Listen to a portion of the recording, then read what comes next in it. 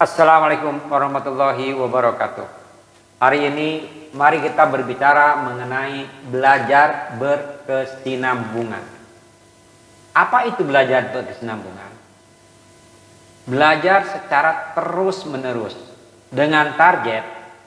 Tidak ada target kecuali sudah punya gelar ALM. Hanya lubang lahatlah yang membatasi belajar kita. Selama kita masih bernapas, kita harus belajar. Itu adalah kunci belajar berkesinambungan. Jangan pernah putus asa di dalam belajar. Itu intinya. Sang bayi belajar berjalan dengan sekuat tenaga sampai mencret dari merangkak untuk berjalan. Akhirnya bisa lari cepat. Kita dulu mencret dari merangkak untuk dapat belajar, diberikan kesempatan oleh orang tua kita, akhirnya kita bisa jalan. Seandainya tidak diberikan kesempatan untuk belajar berjalan, mungkin kita nggak bisa jalan.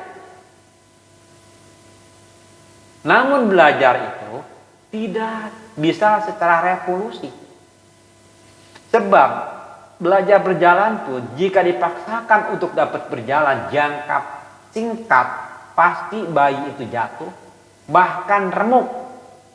Serta nanti bayi itu kan kapok untuk berdiri dan berjalan lagi. Oleh karena itu, untuk bayi tersebut, ajari bayi itu berjalan dengan secara perlahan dan telaten sampai dia bisa melangkah sendiri.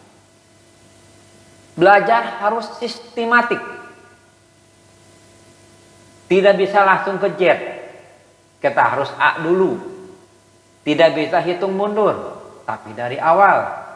Belajar sistematik, melakukan belajar, tumbuhkan motivasi, bangun kekuatan jiwa kita untuk belajar, tumbuhkan kebiasaan untuk belajar, sehingga belajar menjadi kebiasaan. Pembiasaan belajar untuk membentuk kebiasaan belajar. Sisakan waktu dalam satu hari paling minim 2 jam. Sabtu Minggu lebih kasih porsinya lebih banyak untuk belajar. Karena ibadah pun kita perlu belajar untuk ibadah. Belajar itu harus dengan teori dan praktek. Belajar teori tanpa praktek omong kosong. Demikian yang saya dapat kami sampaikan.